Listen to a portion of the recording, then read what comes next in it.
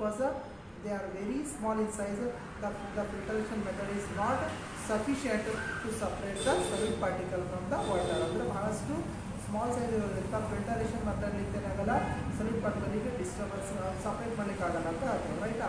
ಮತ್ತು ಇನ್ನೊಂದು ಪಾಯಿಂಟ್ ಏನಪ್ಪ ಅಂದ್ರೆ after some time they cannot settle with the bottom of the container. After some time ಬಿಟ್ಟಾದರೂ ಕೂಡ ಏನಾಗಲ್ಲ, ಬಾಟಮ್ ಒಳಗೆ ಏನು ಏನಾಗಲ್ಲ, ಇದು ಸ್ಟೋರ್ ಆಗಲ್ಲ.